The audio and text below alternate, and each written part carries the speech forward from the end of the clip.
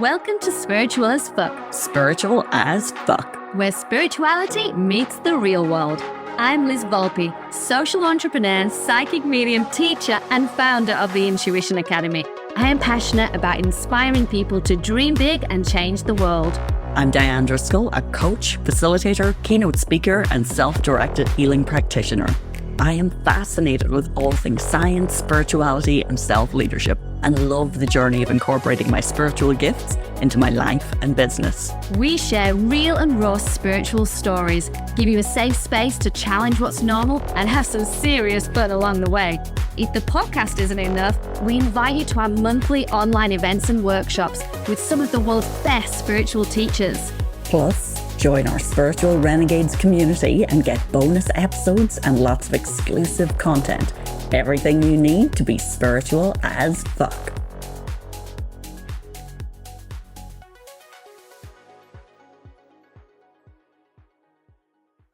Before we launch into today's episode, we would like to remind listeners that tickets are now available for our upcoming channel event on Wednesday, 19th of February with the incredible Ali Skiba. Ali will be bringing a voice activation journey to help heal your relationship with your voice so you may speak your truth, set boundaries, and express your most authentic self confidently. Event details are in the show notes. In this episode, we are delighted to have Kimberley Gallagher at the mic to share her wisdom on the topic of Feng Shui. Kimberley is the Feng Shui expert on This Morning in the UK and also the morning show here in Australia. She works with people and businesses all around the world to create the most peaceful, supportive, and calm homes and workplaces that they could ever dream of. Join us now as we totally geek out with Kimberley on this fascinating topic. Welcome back, everybody. We are here for another episode of Spiritual as Fuck. And today I'm pretty happy because I've got another English person with us today. Welcome, Kimberley. Oh, thank you so much for having me. I just had to just clarify where we are all in the world, and we are still actually all over the world, which is just amazing. Thank you so much for having me. It's such a pleasure to be here. Oh, thank you. This is such an interesting topic that we're diving into, Feng Shui, today. I remember the first time that I even heard of Feng Shui, although my mum has been talking about it for years because she's a bit of an interior designer and she's a little bit spiritual. So she's always been really like, oh, don't put that there, Liz. The Feng Shui wouldn't be right there. But when I actually looked into it, I was like, holy shit, this is so interesting because it's so related to energy and I'm very intuitive. So that's kind of my thing. But for anyone that has absolutely zero idea what Feng Shui is, could you give us a bit of a rundown to start with? Of course. And you know what? I feel I need to say this. Until about 4 years ago, I had no idea what it was. And now I live and breathe and dream about it. So I've been hook, line and sinker taken into the whole Feng Shui world. So Feng Shui is... First of all, actually, I need to say this. You can pronounce it so many different ways. Feng Shui, Feng Shui, we've already had this conversation. Feng Shui, do you know what? It doesn't matter. And I almost think that part of that puts people off because they think, well, I don't know how to pronounce it. So therefore, I'm just not going to go anywhere near it. It's like acupuncture for the home. So Feng Shui comes in, we look at energy in the home, we get rid of the negative energy, we release energy blocks, and we let the good energy flow again. And we do that by using 5 elements in the home. So I don't come round with some feathers and some smoke and a big cloak and go, whoa, your home is now fixed. It's all going to be fine. It's actually less intuitive than you probably think. And it's down to some amazing number combinations. It looks like a giant game of Sudoku, but I quite like that because then it's based on a process and not just, oh, well, I think you should have this there and that there. So actually, from that point of view, I feel it's quite a reliable way of analysing the energy in the home. Just like with acupuncture, you may look, you feel the pulse points around your body, you feel the tension in your muscles. And that's what this does. It tells me what's going on and therefore what we need to place where in your home, just to give it this calm, happy and healthy, wealthy, like sanctuary for you to be in. Ooh, that's interesting. It's like, who doesn't want that? I know, right? It's like I we're all signing up. I love on your website, Kimberly, it said, that you start off with what Feng Shui is not. Can you do some of the kind of myth busting? Because I know people probably come in with some ideas about, and like, I'll just trot off a few of them for my own. Like, I know there are things that you're not having your furniture placed tight up against a wall. One of the things that I have to put my hand up, having a fake plant. So I have a fake our plant in the spy. background for those. How So dare you, things that we're Diane? not- Get it out.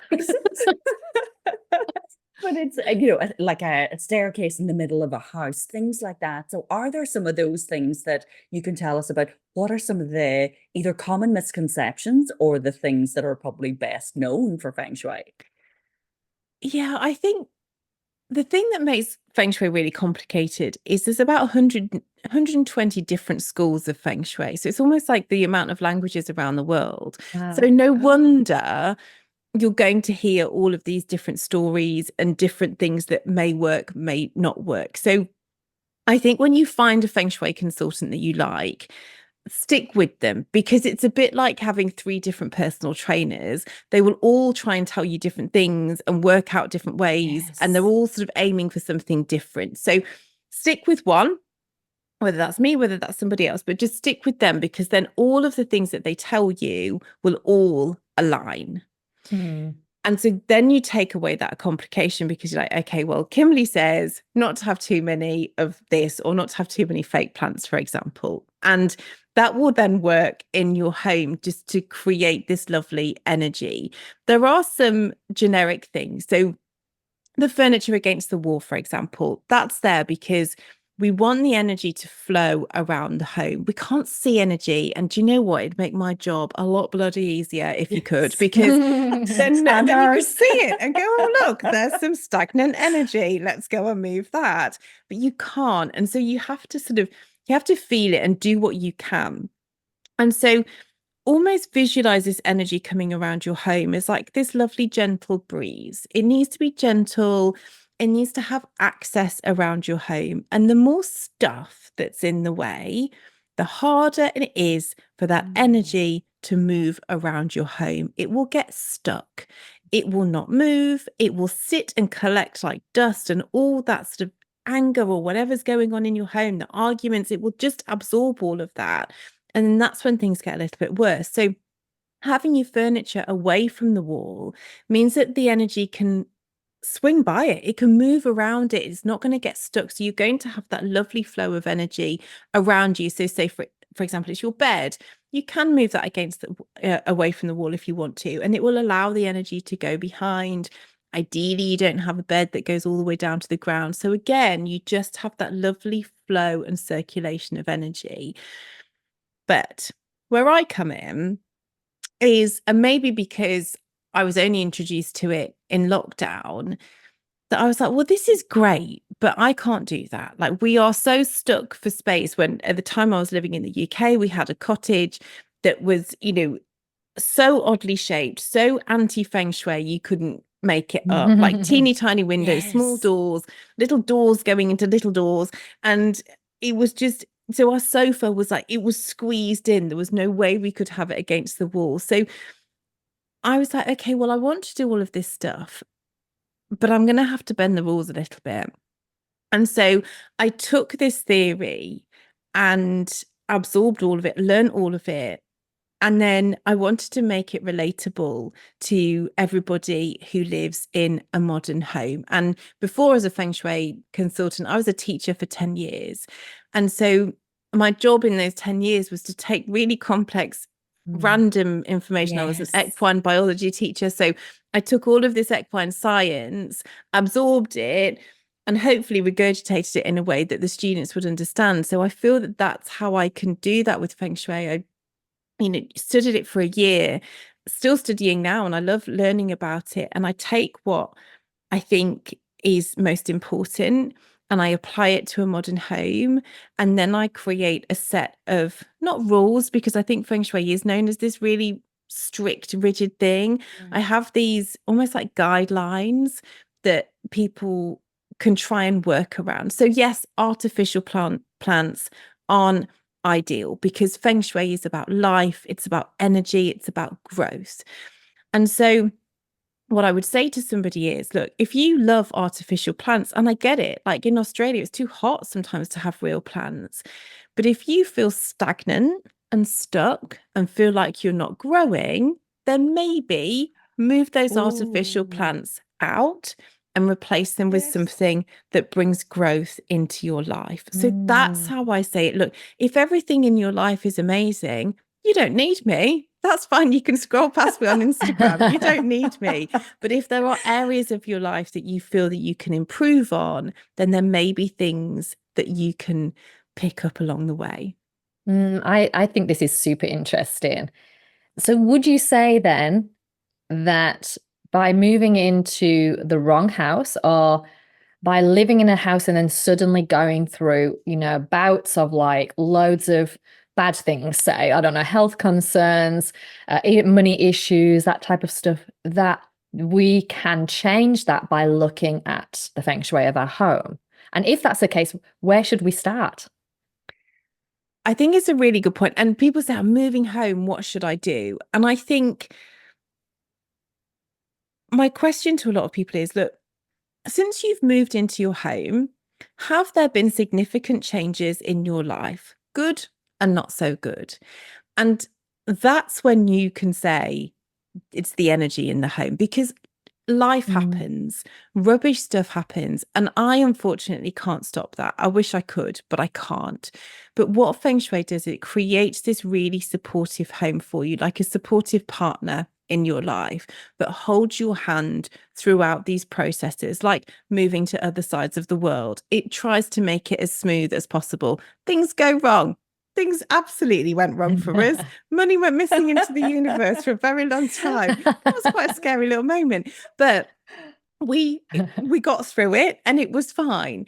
But so that's my first question. Since you've moved home, have there been significant changes in your health or in your wealth? Because Feng Shui works on two sides. It sort of splits itself into two. One is wealth and money and prosperity and abundance. And wealth means different things to different people. It doesn't just have to be money.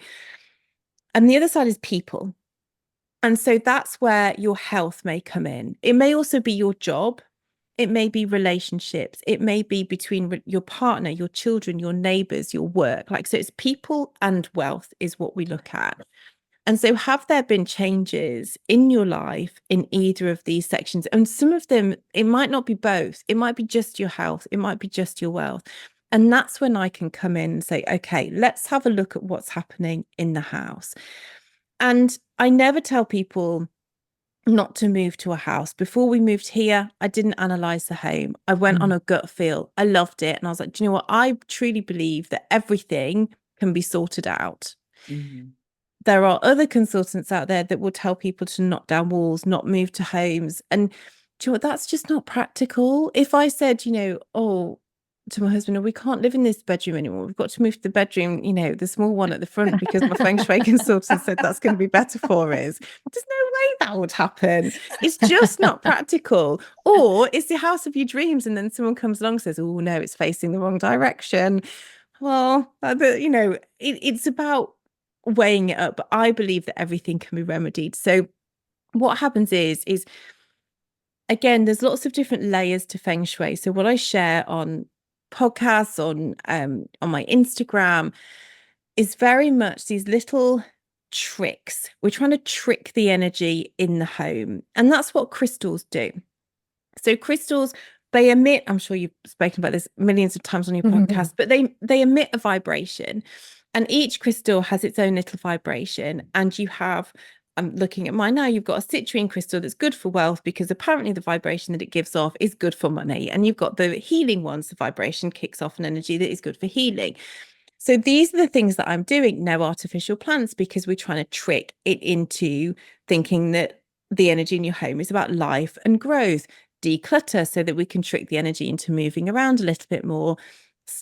Staircases, look, ideally it's not ideal to have them in the center, but you're not going to move a staircase, are you? Yes. So it's all these things. Thank God you're saying this. I know. And clean your stove, because your stove is where a lot of the wealth energy is coming in. The kitchen's really closely linked to prosperity. So cleaning your stove, but with that intention of, bringing in money. So there's all of these little things. Now, for some homes, that's all you need to do. They've got an amazing energy. And that's where I feel that a lot of the people that talk about manifestation and that good stuff, they think about it and it happens.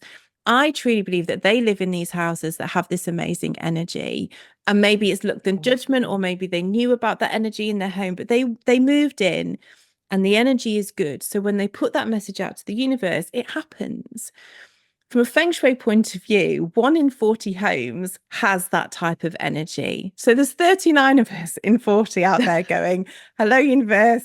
I've got Post-it notes everywhere on my kitchen, my mirrors and my bathroom. Diane, that's probably you, isn't it? It was me. Like, I've buried figures of money that I want to earn on. I've burnt this, that, and the other, and it's still not happening. And so I believe that Feng Shui is like this missing part of the manifestation puzzle, because it clears the energy in your home. So if you had your phone, your mobile phone, and you're trying to make a call in a wooded area, you've got the skills there, you've got the apparatus to make the call, but that message isn't getting through because of the wooded area. And it's the same in your home. If you're really working on those manifestations, but nothing's happening, it could be because the energy is blocking that signal going out to the universe. And so that's when that underbelly analysis comes in and really analyzes your home specifically and uses those remedies to really get rid of that energy so that those messages can go out to the universe. But for some homes, clean your stove and you win money on the lottery. Like it literally, it can happen. For me, can you guarantee it? No, because for me, I keep a bloody stove all the time and it doesn't happen. But for some it works and for some it doesn't. And so that's where the analysis comes in. But these other tricks and tips, they can work and they can be really powerful. Oh, I love that. And I love the tying it to manifestation, because I haven't heard that previously. And it's definitely a hot topic for us, and particularly on the podcast. I'd love to, because I know that you talk about the process of mapping your home, and you mentioned the word remedies there. Can you talk about the process of mapping and then what remedies are? Like, what does that mean? Like, kind of, what's the Feng Shui speak? I know, it's like the secret language, isn't it? Sorry. I mean, I love it. Everyone knows what I'm talking about. I'm quite happy in my own little world with all of these words. So when we bring us there. Yeah. Are you sure? So when you map a home, in Feng Shui, we divide the home into 9 different areas, and each of those areas relates to 9 different areas of our life. And so this is where, again, we're delving deeper into this manifestation. So rather than just having a vision board in your home, you can go, okay, the north, that looks after career and business. So what is it that you want to bring into your home?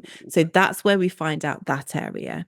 The southeast is your wealth, prosperity, and abundance. So what does wealth mean to you? So I know I spoke about wealth earlier. For me personally, wealth, I think going on holiday with my family, that is it, because you've got the time to go and you've got the funds available to go as well.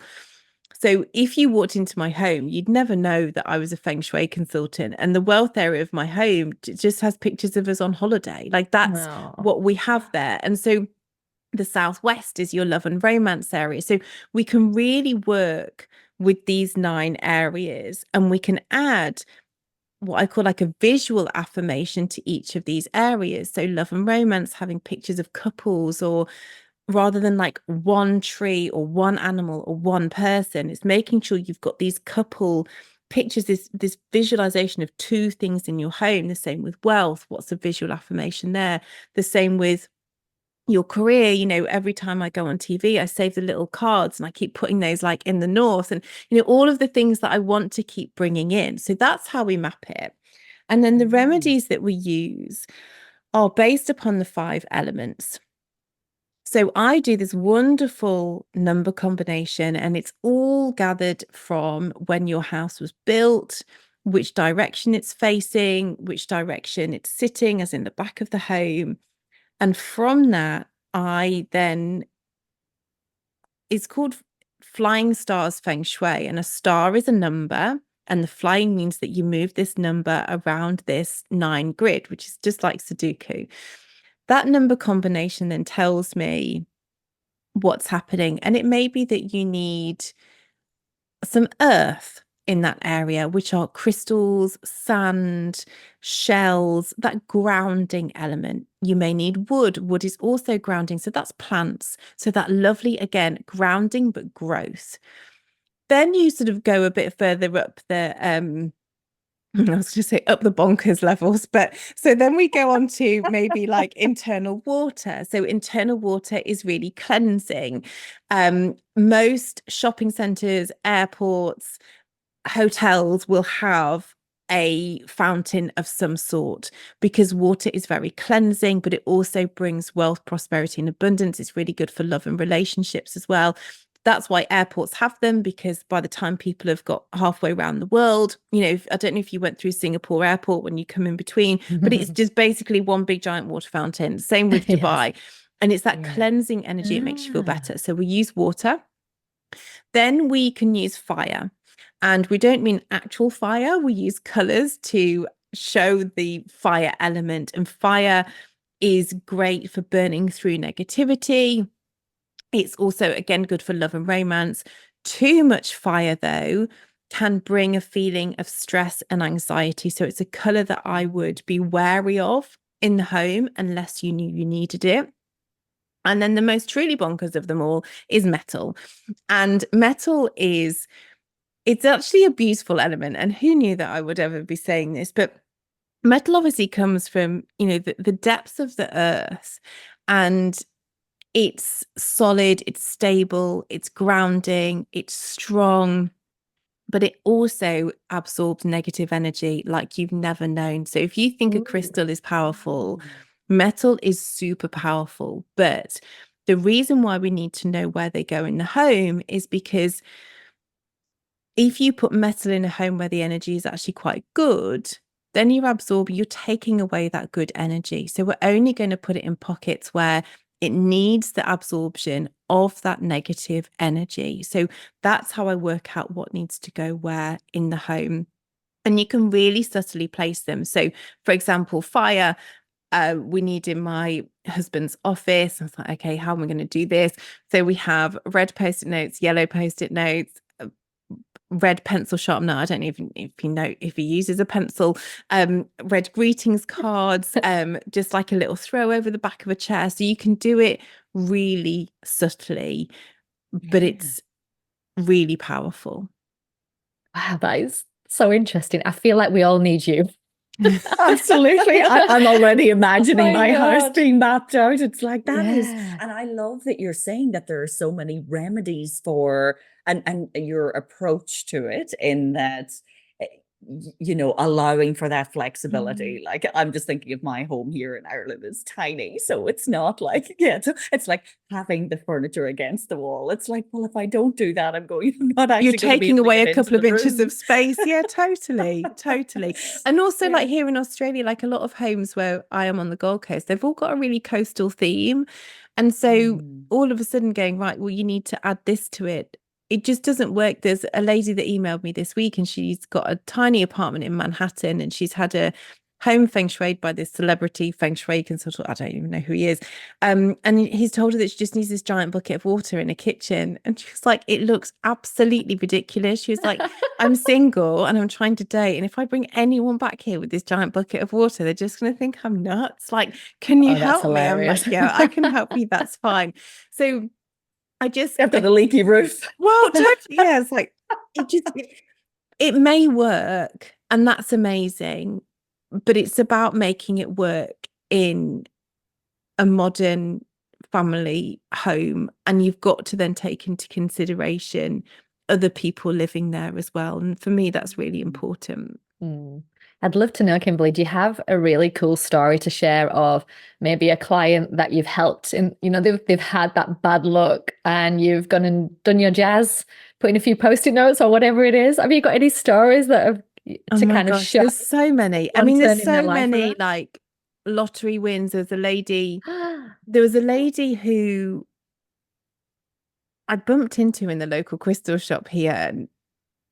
And we had some really bad storms here last Christmas, and a lot of the homes in the mountains were knocked down, and like really like trees going through the roofs. And I analysed her home, and her home was the only home on the road that wasn't damaged through all of the homes on the street. And then in January, no, I tell a lie, the only thing that was damaged was her front door, but that needed changing according to her house element anyway. So she just changed it. And so the insurance then paid for a new door to get a new door in accordance to a Feng Shui report. And then in the January, she won the lottery, and she didn't tell me how much, but she said it's paid for us to go on a beautiful cruise, like the four of us, to I think like the Caribbean from here. It was like something amazing. And you know, I think that the money stories are amazing. But I think it's the people that say that, you know, they got a letter from their dad from that they've not spoken to for 3 years, or they've all of a sudden started talking to their, I get emotional. Like, I'm the worst person, because I get so tied into all of my clients' lives. When they start talking, to their children that they've not spoken to for a long time. And I think, even for me, so I was made redundant from my teaching role in lockdown. And because what I taught was so random equine science, like there weren't many colleges around where I lived that did it. And so I thought, well, I need to start a business. I need to set up a business. So I set up a business in February 2020, right before lockdown. And obviously that just was not working. No matter what I didn't work. And that's when I listened to a podcast on Feng Shui. And my first reaction was, what a load of rubbish. How can you, this lady was saying, well, if I want to meet a partner, what can I do? And this lady was saying, well, you can do this, that, and the other. And I just thought, that's rubbish. Like, how on earth can happen? Anyway, and then this podcast host, she met somebody, wasn't the right person. So be clear on your intentions when you put them out there to the universe. But I was so fascinated by it that I had my home analysed by this lady. And my intentions were that I stopped being so precise and specific with my business that I just started, because it wasn't working. So I just said, you know what? I want a business. I don't care what it is.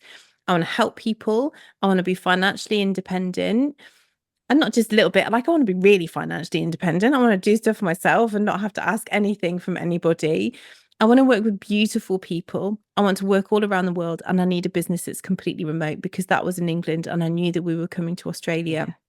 And then a month later, I had an email from the lady who analysed my home to say that she was running her last ever certification program. Would I be interested in being a Feng Shui consultant? And up until that point, I had never, ever thought that was for me.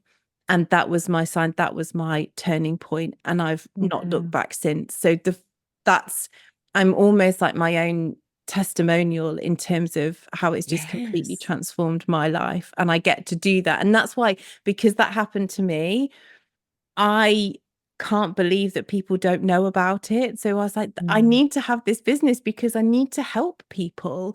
For me, knowing that people are struggling in their homes and there's something that they can do, and that's why I just try and shout from the rooftops about it and just try and let everybody know. Oh, that's so good. Gosh, I got total goosebumps as you were telling that. It's like, because I can feel like just the enormity of, and I get the impression that you're not particularly overly spiritual or into the woo-woo, and I'm wondering if you have gotten a little bit more spiritual the more your business has progressed. But it's still that element of almost like the universe conspiring to put this in your path, that this was meant for you, and you're trying other things and they're not actually happening. So have you become a little bit more spiritual or open spiritually since you started doing Feng Shui work? I think I had a big spiritual sort of opening in lockdown. Because I felt I needed that support, like that mental support of being able to trust that things were happening in the right way. And, Gabby Bernstein popped up on my algorithm, and I was like, oh, she's quite cool. Like, I quite like her. And I read her book, and I was like, this is really interesting. But I do think for my pathway, I am meant to be this person that sits on both sides of the fence, because I sort of delve into the spiritual side of things, and then I have to be this translator to people that have never even thought this way before and thought that this might be an option for them. And I do believe, my mum passed away when I was like 30 and she was only 60. And I think for me to be able to deal with that, I had to believe that there was more out there. And again, that was this real sort of journey for me as well. And I do believe that there's more out there. But I wanted to be very structured in how I present Feng Shui to clients who are maybe scared, skeptical, never heard of it, not at all spiritual. So when I worked with my branding team and they built my website, my description was to say, I need it to look like a John Lewis website. Now, if you're not from England, it's like a David Jones. But that's what I said. I said, I need to be the John Lewis of Feng Shui, and that you trust in the brand. It looks like a completely normal website. The language needs to be very mainstream. So I don't often even say the word manifestation. I talk about intentions. I talk about visual affirmations in terms of photos rather than vision boards.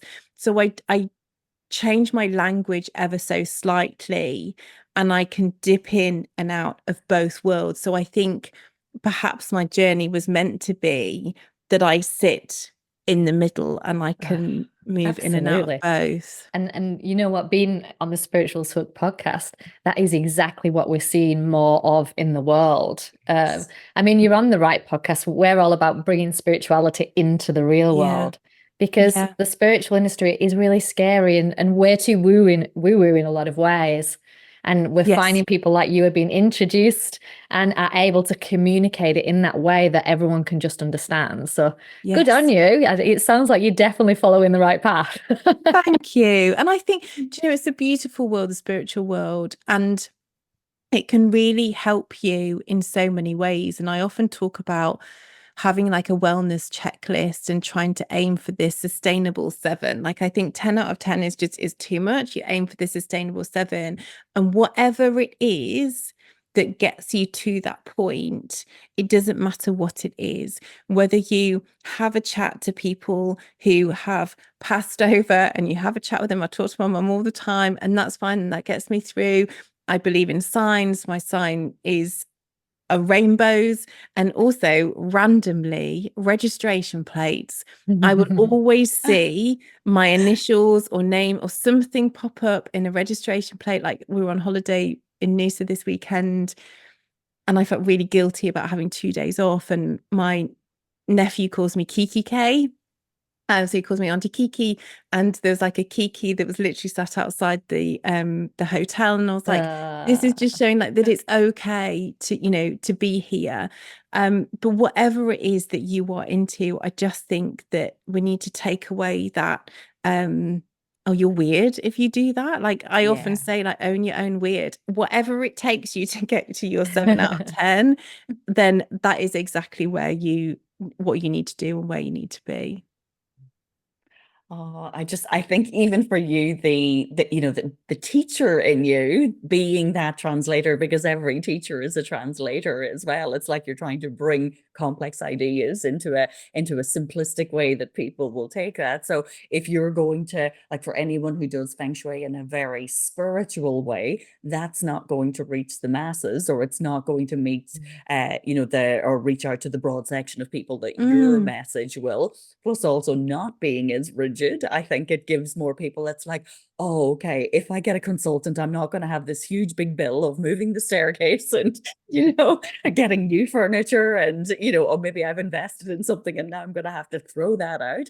It's like, it just sounds like practical, very, very practical, very down to earth. But I do feel there's a huge intuitive element with you as well. So yes, you're following a process, but there seems to be the fact that you're able to, out of all of the different, I think you mentioned at the beginning, kind of languages of Feng Shui, like lots of different ways of doing this, your unique brand of it or your unique way of doing it is intuitively led as well. It just feels like there's something in you. It's like, yeah, we're not going to be rigid on all of these things, but here are some remedies, if I'm using the right term here, to be able to help people to say, okay, what is going to work for you practically in your home? And for me, that's, if not that I knew a lot about Feng Shui, but one of the nervousness factors would be, oh my God, if I brought someone in, it'd be like having an audit done. And then it's like, oh, now I've got all these things to fix that I need to do for health and safety reasons. It's like now to know that, okay, this is actually practical and there are things that you can do. And even if your staircase is in the middle of the,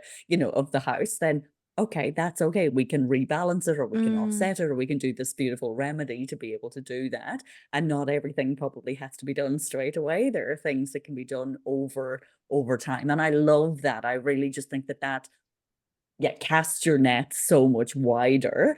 But on the element of who is interested in Feng Shui, it seems, because I know it seems like you now, whether it's a positioning thing and you just feel more comfortable working with women, is it something that women more than men are drawn to, or is it even like more a feminine energy? Like, this is me putting the spiritual spin in it. Is it people who have more feminine energy are drawn to Feng Shui than masculine energy? What do you notice in your clients that you're working with? It's a really good point, because when I started out, I was really again, going with the website, I was like, I don't want women. I want people, like, I want it to be quite generic. But 99.9% of I think two men have ordered an analysis. Yes. And one was for his home and his business as well. And they live in Byron. So he's quite like in the sort of spiritual side of things. He gets it. It's like, well, yeah, of course, like this is what I would do. So actually, I was led by that. And again, the algorithms, your Instagram will tell you who follows you. And it is more women. Now, I think it does have to do with the feminine energy, in that people come to me because they want to fix things. They want to fix things in their home. And that tends to be from the mother figure in the home, that they want people to get along. Like, as a mum, you just want everyone to be happy. You want everybody to be doing nurturing, things, that nurturing energy. But then also, we have come into a beautiful cycle of energy in Feng Shui. So every 20 years, there's a new cycle of energy. And in February 2024, we came into cycle 9, and that's going to last for 20 years. And this, in Feng Shui, we've spoken about, it represents like an area of your life, but it also represents people and body parts as well. And cycle 9 represents the language is terrible, so I'm going to offend everybody, but myself included, the mature female, which is what we are. That's who it represents. Here. I know, but I don't think I've got a mature bed in my body still. But anyway, so it represents that mature female. Now, it's also powered by the fire element. So as I said, the fire element's lovely. And what is also linked to it, without getting too complicated, is it's the year of the rising phoenix, or the phoenix rising. So if you imagine that picture of the rising phoenix, that red hot energy burning up, and this wingspan of being, this is who I am, like rising out and being sort of bobbing down below for so long, that all of a sudden there's this volcanic energy within the mature female that has said, it's time that I now speak. And whether that's to do with your career, you may have had a job for the last 25 years and thought, what am I doing? I cannot do this any longer. You might be with a partner and you've all of a sudden realized, what on earth am I doing? And I need to turn left instead of going straight. It might be that you want to relearn some, like, complete change of career. So you want to learn something new. You want to move countries. We've been bobbing, this energy of the mature female has been bobbing for a long, long time. And so coming into cycle 9, It's now a case of us going, right, I need to sort you, that, and me. And this is how we're going to do it. And so the energy, that feminine energy, is really coming out. Now, the fire energy is beautiful because it needs other stuff to burn. So it's a collaborative energy. So fire can't just burn by itself. It needs stuff to burn. It needs the air. It needs the oxygen. So actually this networking, this collaboration, this community feel is really important. So just like you guys on the podcast bringing me in, it's women coming together and saying, do you know what? If I want to get here, I need you and I need you. Will you come together and help me do that? So it's less of this, and I don't mean the word man, but the saying that one man band. It's not that anymore. It's about people coming together. But I do feel that this feminine energy is coming through to be saying, I need to sort this out, and taking the risk maybe, and saying, you've been doing it all wrong. We need to do it this way, and actually standing up for themselves. So I do believe that that has a lot to do with it, as well as the fact that we feel those differences in energy as well. And perhaps maybe spend more time on TikTok, coming along, not TikTok, Instagram, like coming along people like me, and then realizing then that there's perhaps something that you can do about it. That resonates for me. Does it for you, Diane? Totally. And even in my client base, and like, I mean, I guess, people that we work with on the podcast, there's so much, like, I think all of us can feel the rise of the feminine. It's, I think for me, what I found a little bit comical, because it was a reflection for myself. It's like coming out of a very corporate background, and a lot of my clients were predominantly male. And so I never wanted to do the, branding to women or, drawing in. But the more spiritual my business has become, it's been like, oh no, you need to be marketing more to women. And like, I throw all of that out. I'm kind of like almost anti-marketing. But what I have reflected on over the last while is, when I look at my client base now, predominantly women. And it's like, mine too. Interesting. Yeah, totally. It is. And even I've resisted that. I have literally took pride of place that, oh no, I get my best results when working with men, like, hard-nosed corporate folks. And it's like, no, and that collaboration energy, the way you mentioned that, the way you explained that just felt very, very palpable there as well. Can I ask something? Because I was going to ask it earlier, but it's dropped in a few times, because you mentioned the importance of numbers. Is there a relationship between Feng Shui and numerology? Like, are there any parallels there? We have our own numerology. Okay. Which is the numbers 1 to 9. So everything that we do is a number 1 to 9. So the cycles go from 1 to 9. Whenever your house was built, that sits into numbers 1 to 9. Where your home is facing geographically, whether that's 320 degrees west, we will put that into a number category as well. And then it's the movement of those numbers 1 to 9 that then tells us, what's happening in the home. There aren't a good or a bad set of numbers, because it depends where we are at this moment in time. So cycle 8, the lucky 8 number, was lucky because you're in that cycle. In cycle 9, the number 9 is a lucky number. So at the moment, like 8, 9, and 1 are good numbers. When we move into cycle 1, it'll be 9, 1, and 2. So it just depends on where you are. And people say, oh, I'm moving to a home and it's number 14. What should I do?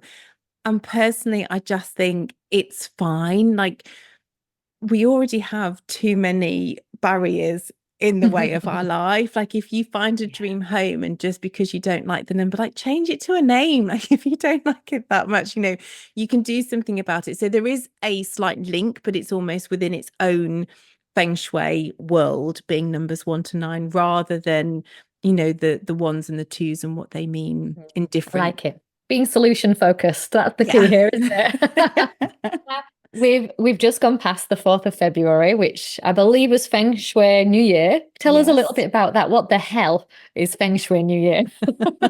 Well, again, of course, we do it in our own little way. Yeah. So it doesn't tie in with anything else, but it's almost like solar spring. Like, it's like this solar new year. And I really like it, because for me, January just comes around too quick. Like I feel that I've never got my life sorted by January the 3rd, and therefore I just give up. So I love the fact that I've got a whole month to get myself sorted, to put the Christmas decorations away, to ease myself into the year. And then February, that's when the new year starts. So every year, the remedies move around slightly in the home because each year is also represented by a number 1 to 9. So we look at like 5 different sets of numbers 1 to 9. So 2024 has its own number, it's number 3.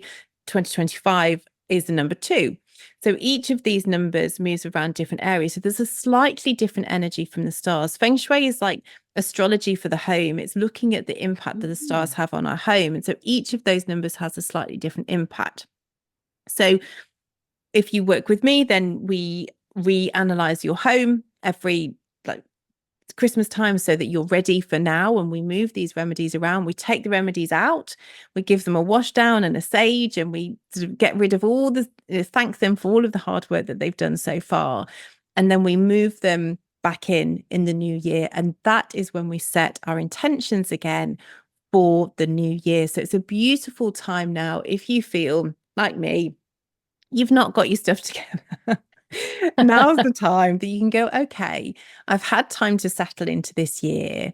What is it that I would like to welcome into my life? And I'm not so strict on whether you say it in the past or present tense or whether you say it out loud. I'm not very good at verbally putting my affirmations out there because it makes me cringe a little bit, when I'm saying I will earn this much or I will do this much. To me, it's just too much.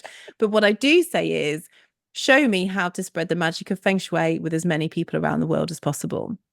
And I say that pretty much every day. And sometimes I may have to say it a little bit louder. Show me.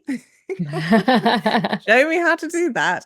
But that's when we do that. So you might then go, okay, this is what I'm grateful for as well. Like, what were you grateful for?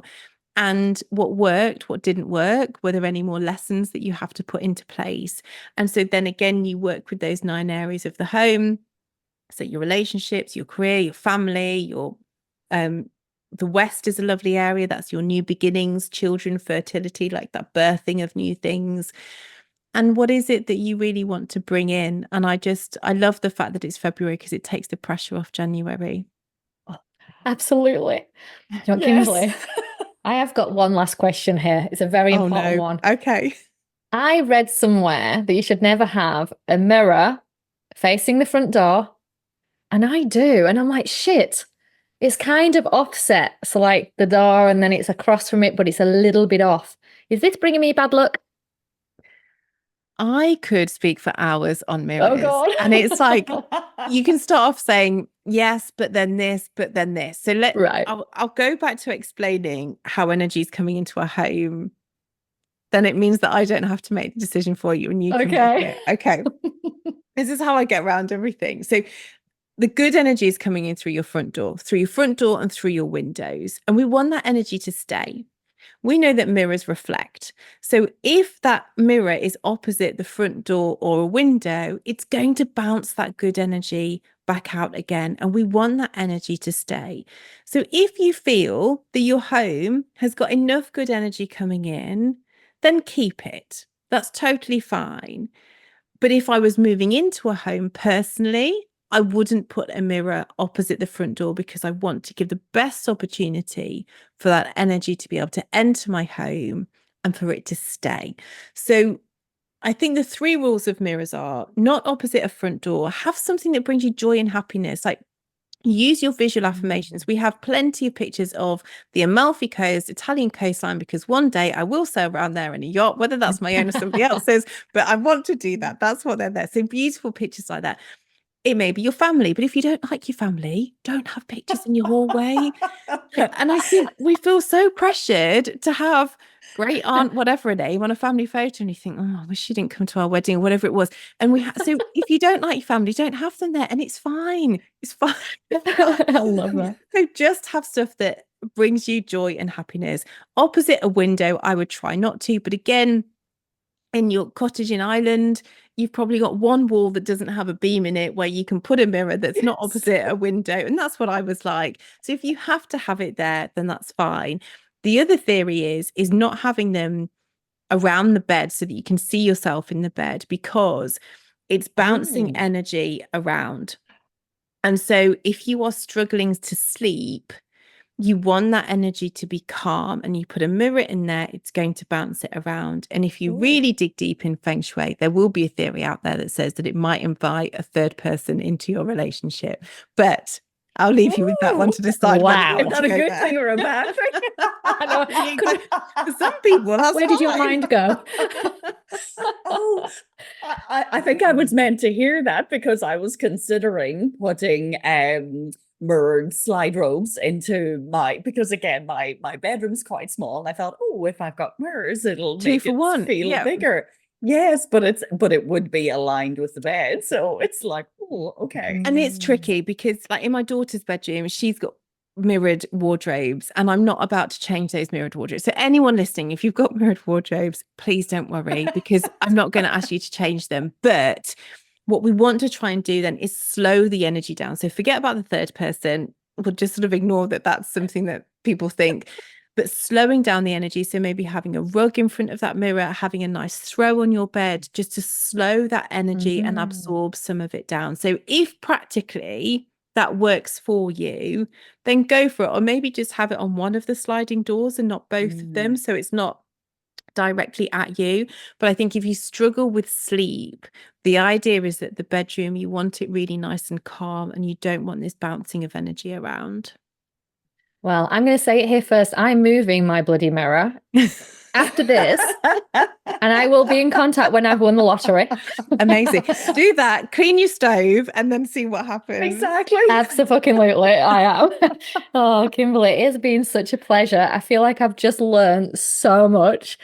And for anyone listening, we are going to share Kimberley's website, all of her socials, obviously, in the show notes. Bloody hell, I really think I need to come and do a course. I will be definitely checking more out, Kimberley. Thank you so, so much. Definitely. Oh, you're so welcome. I've loved it. And I know I could speak for hours. So I hope I've managed to keep people interested throughout it. And just thank you so much for having me. I could talk about it all day. Amazing. Thanks again. And hopefully we'll hear from you again very, very soon. Thank you. That's it for another episode. Thank you for listening. If you're looking for a place to feel at home and want to level up your spiritual game, head to our website, spiritualaf.co, to check out our upcoming online events and for information on how to join our Spiritual Renegades community. Plus, leave us a 5-star review with an awesome comment on Apple Podcasts or Spotify, and we're going to send you a free ticket to one of our Supercharged session events. Until next time, stay spiritual as fuck.